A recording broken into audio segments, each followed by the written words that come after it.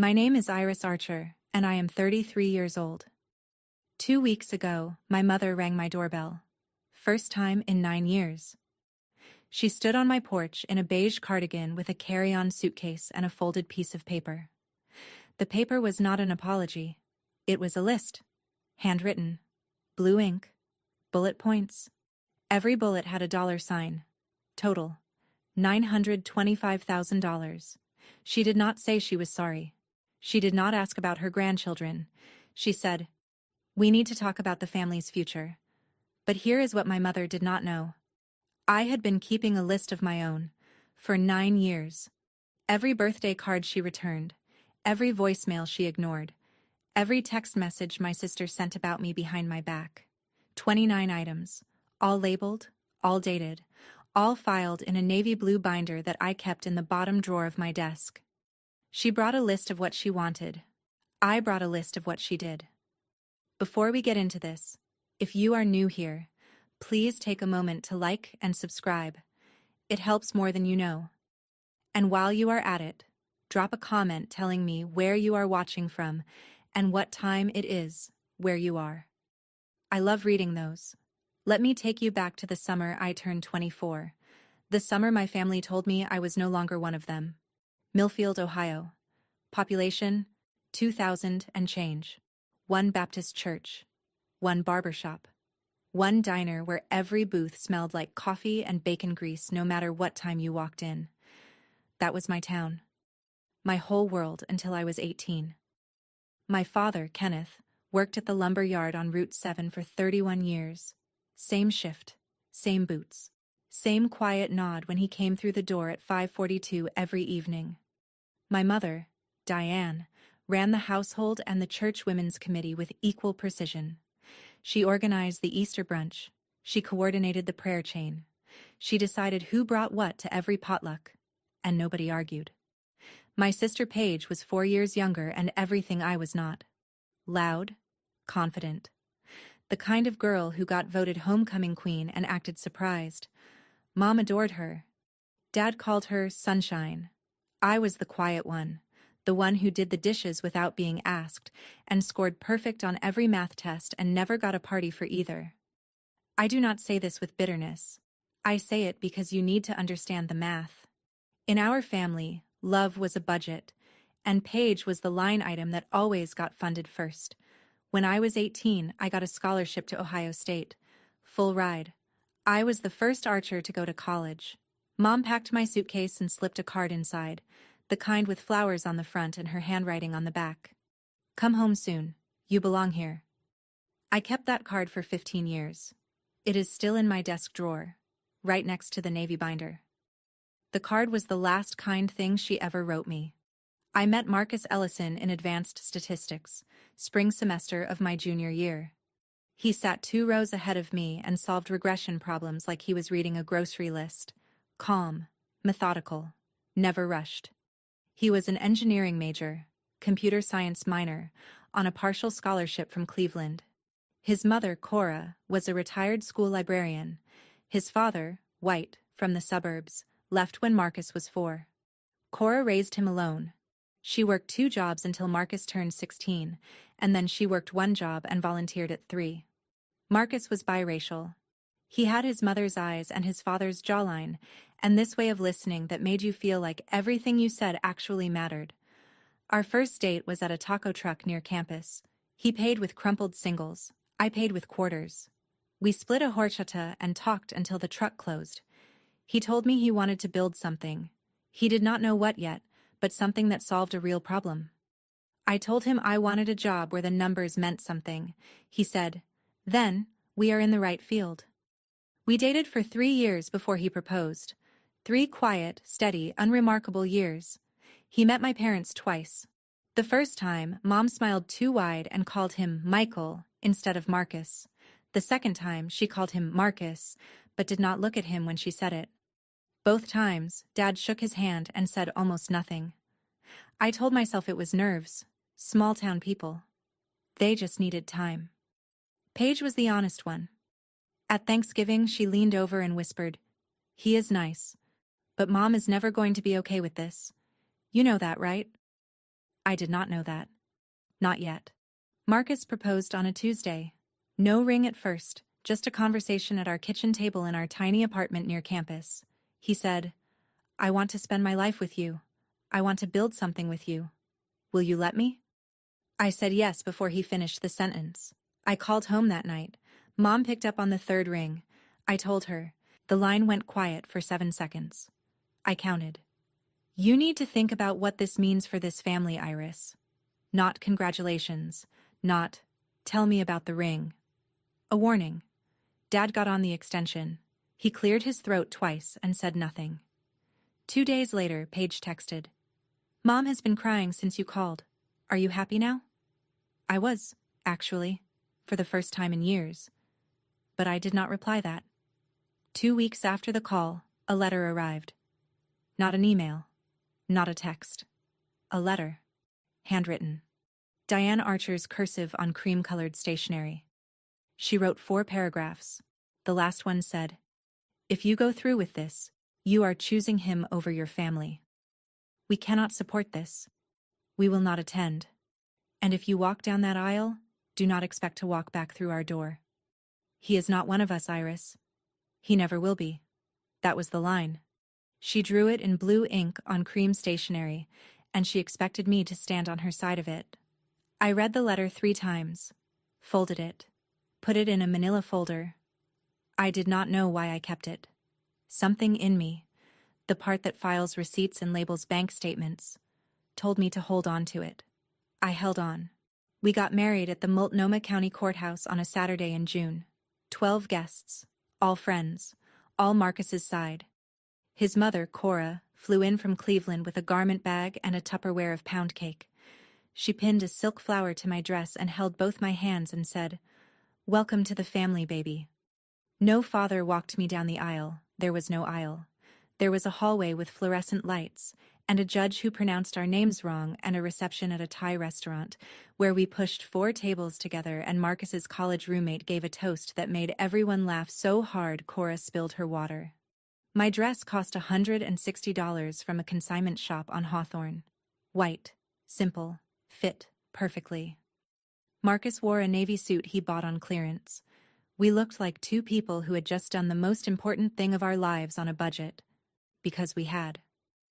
That night, in our apartment, I sat on the edge of the bed and stared at the bouquet, grocery store roses, $6, and my hands shook. Not from doubt, from grief. I had just gotten married, and the 2 people who raised me did not care enough to watch. 1 week later, I mailed a card to Millfield. Inside, our wedding photo, Marcus and me on the courthouse steps, grinning. I wrote, "We are happy. I hope you can be happy for us someday." The card came back 11 days later, stamped in red, returned to sender. I stared at that stamp for a long time, then I opened the manila folder, put the card inside, wrote in red pen, "Item 2, wedding photo, returned." That was the beginning of the binder. Year 1 was the hardest. I called Mom 4 times, voicemail every time. I left messages, short, careful. The kind where you choose every word because you know it might be the last one she ever listens to. "Hi, Mom. Just calling to say hi. We are doing well. Marcus got a job at a software company downtown. I am studying for the CPA exam. I miss you. Call me back whenever you are ready." She never called back. I sent a card for her birthday, a card for Dad's birthday, a card for Christmas. All 3 came back with the same red stamp. Dad sent 1 text. February. 4 words. "Your mother needs time." That was it. No follow-up, no second text. The 4 words sat in my phone like a voicemail I could not delete. Paige posted a family photo on Facebook that spring. Mom, Dad, Paige, Paige's boyfriend at the time. All smiling. Captioned, "Sunday dinner with my people." I was not in the photo. I had never been invited. I printed the screenshot. Not to torture myself. I printed it because I had started doing something I could not explain. Filing things. Every returned card, every unanswered call log, every piece of evidence that my family had decided I no longer existed. I put them in the manila folder, and by March, the folder was thick enough that I transferred everything into a binder. Navy blue, 3-ring, tabs. He is not one of us. Her voice played in my head at strange moments. In the grocery store, at the dentist, at 2 in the morning when Marcus was asleep, and the apartment was dark. I wanted the words to stop hurting. They did not stop. But they got quieter. The binder got thicker. By year 2, Marcus quit his job. Not recklessly. He had a plan. For 6 months, he had been building a prototype on nights and weekends, a compliance platform for small businesses, the kind of software that made SEC filings and financial audits less painful for companies that could not afford a legal team. He knew compliance. I knew finance. Between the two of us, we understood the exact problem nobody else wanted to solve: making regulatory paperwork manageable for companies with fewer than 50 employees. He set up a desk in our garage, 2 monitors, a space heater, and a whiteboard he bought at Goodwill for $12. I came home from my analyst job every evening, heated up leftover soup, and sat next to him reviewing financial models until midnight. I built the pricing structure. I wrote the compliance checklists.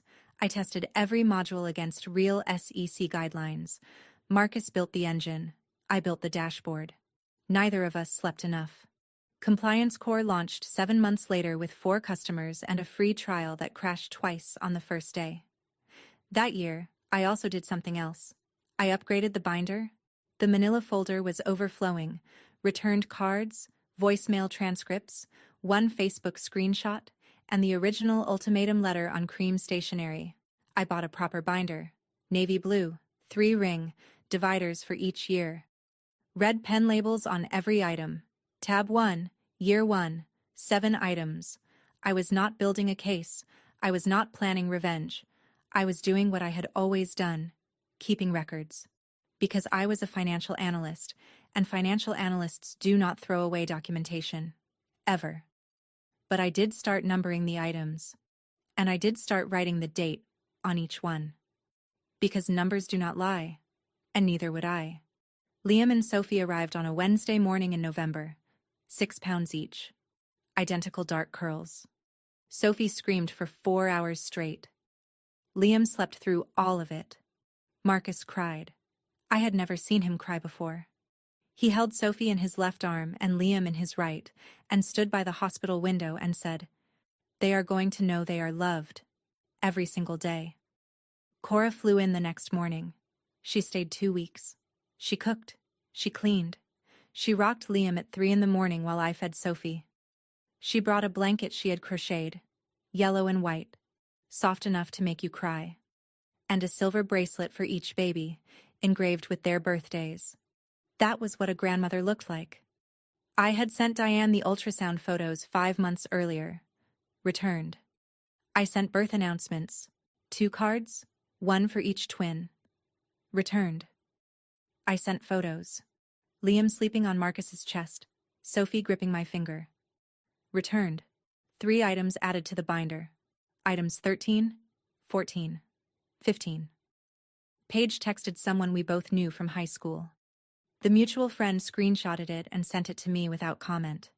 Paige's text read, "Her children don't have real grandparents. That is what she chose." I sat in the nursery with that text on my screen for 11 minutes. Sophie was asleep in the crib. Liam was in my arms. I could hear Cora in the kitchen, humming something low and sweet while she washed bottles. My children had a grandmother. Her name was Cora Ellison, and she flew from Cleveland every 6 weeks and never once missed a birthday. I printed Paige's text, filed it. Item 16, red pen, dated. By year 4, the binder had 19 items. I want to be clear about something. I did not keep that binder out of spite. I did not flip through it at night, fueling some fantasy of confrontation. Most weeks, I forgot it existed. It sat in the bottom drawer of my desk, behind tax folders and old insurance documents, collecting dust. But every time something arrived, a returned card, a forwarded screenshot, a voicemail transcript I saved because deleting it felt like erasing proof, I filed it. Same process. Print. Label. Date. Red pen. Tab. Marcus asked me once, "Why do you keep all of that?" I told him the truth. Because someday, when the kids are old enough, they might ask why they do not have grandparents on my side. And I want them to have facts. Not my version, not her version. The receipts. He nodded. He understood receipts. He was an engineer. Engineers keep build logs. By then, Compliance Corps had 11 employees. We had moved out of the garage into a real office in the Pearl District. Marcus worked 60 hours a week. I worked 40 at my firm and 20 more on Compliance Corps' books. We hired a part-time nanny for the twins. We ate dinner together every night at 6:30, non-negotiable. The silence from Ohio had become a fact of life, like weather. Some days I noticed it. Most days I did not. Cora visited every 6 weeks. The twins called her Grammy. She taught Liam how to make grilled cheese. She taught Sophie the names of every bird in the backyard. I did not know it then, but that binder would become the most important document in my life. More important than my degree. More important than our marriage certificate. More important than the IPO filing I would sign 5 years later. Year 5, 15 employees. A real office with a sign on the door and a conference room with a whiteboard that was not from Goodwill. Compliance Corps was growing. Not fast, not flashy, but steady. The kind of growth that does not make headlines but pays salaries and keeps the lights on. Marcus still coded. He refused to become the kind of CEO who stopped building the product. Most mornings he was at his desk by 6:30, headphones on, deep in architecture problems that I did not pretend to understand. I handled everything else: cash flow, vendor contracts, quarterly projections. The company was his vision. The numbers were mine. We bought our first house that year. A craftsman bungalow in the Selwood neighborhood of Portland. 3 bedrooms, original hardwood, a backyard with a plum tree the twins claimed as their fort. I remember signing the mortgage papers and thinking, this is ours. Nobody gave us this. We built it. Liam started kindergarten. Sophie started kindergarten. They rode the same bus and sat in the same row and argued about who got the window seat. Normal. Beautifully, painfully normal. On a Tuesday night in October, I made the mistake of checking Facebook. Diane had posted a family photo from what looked like a Thanksgiving preview dinner. New dining set, Paige and her husband, a baby in a high chair. Paige's son, my nephew. I had never met him. Caption, my whole world. 3 people in the photo, a baby, a table, a family that did not include me or my children or the man I married. I closed the app, went to bed. Did not cry. I had stopped crying about Diana Archer somewhere around year 3. Some wounds do not heal. They just go numb. Paige got married in year 6. I learned about it from Instagram. The photos were beautiful. White church. The same Baptist church where I got baptized at 12. 200 guests. Paige in a cathedral-length veil. Mom in lavender.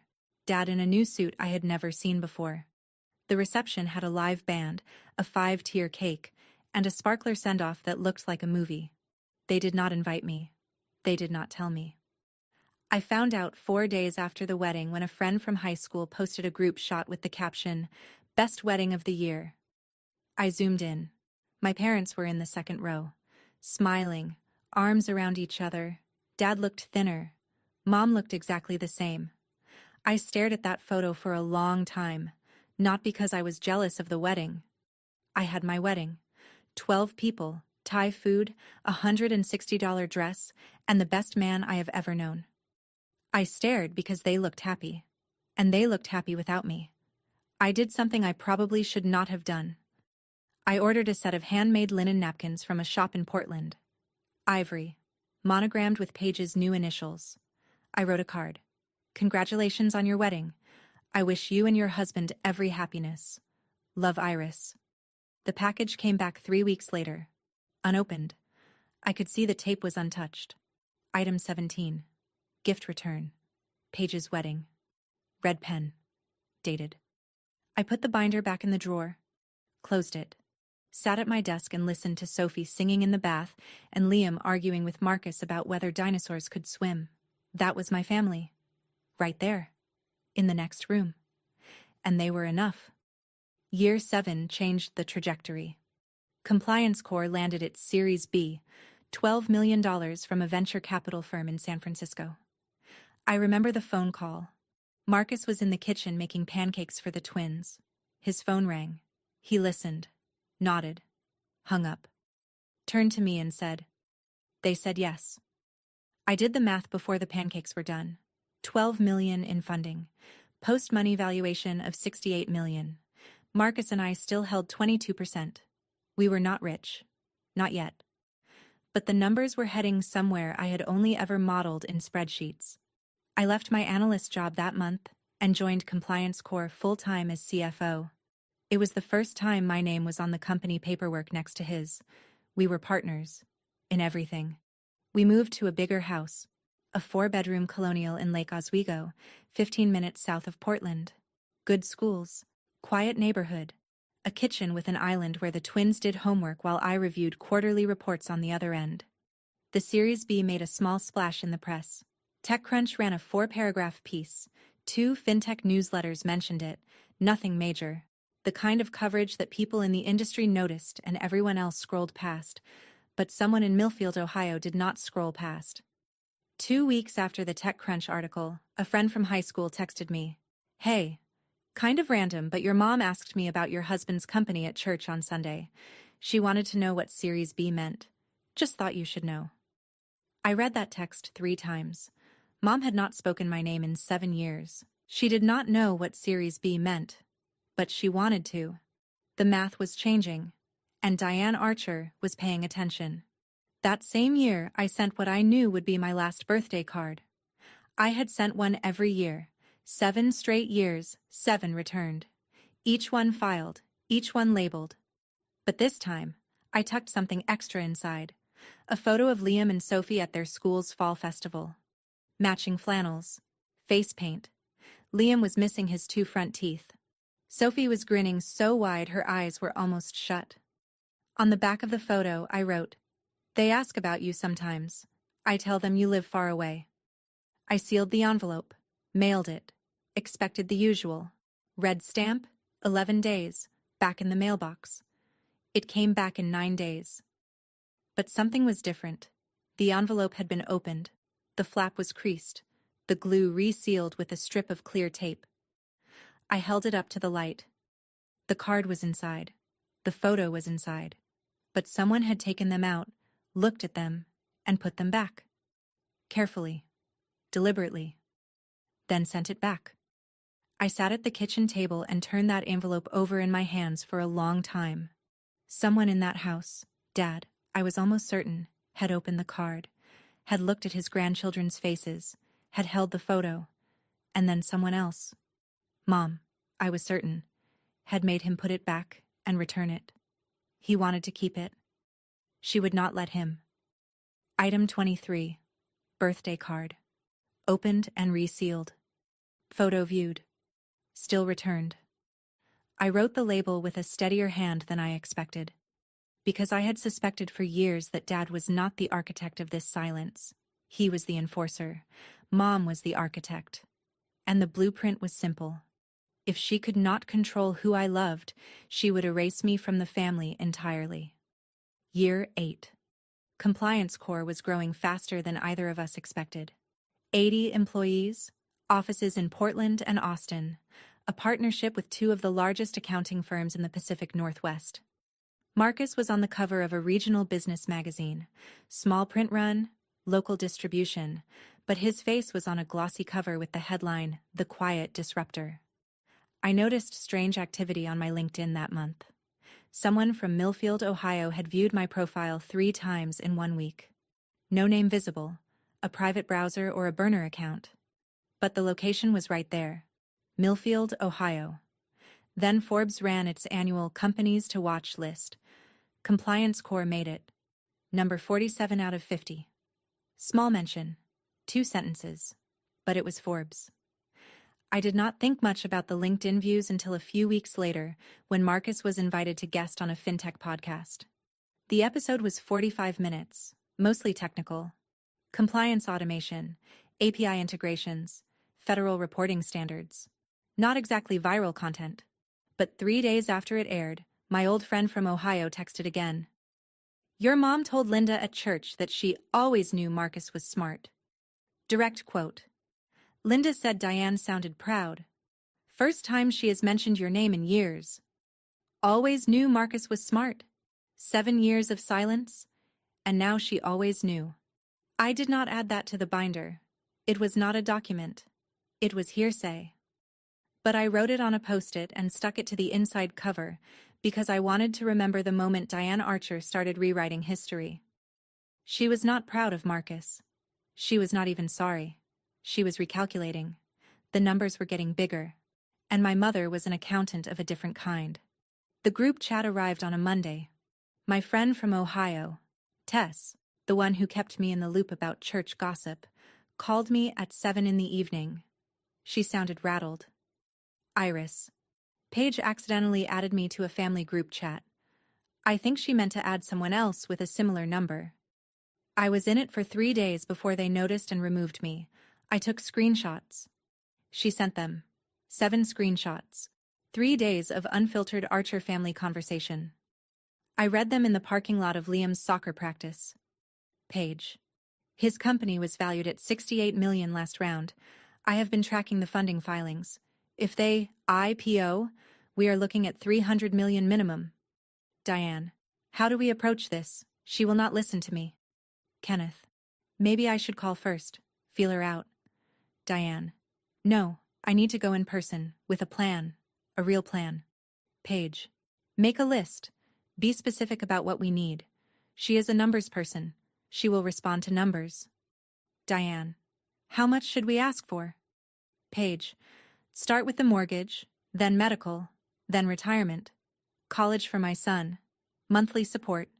Layer it. Make it look like family investment, not a request." Kenneth. "This does not feel right."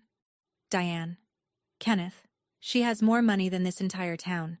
She can afford to help her family." Kenneth did not reply after that. I sat in my car with the engine off.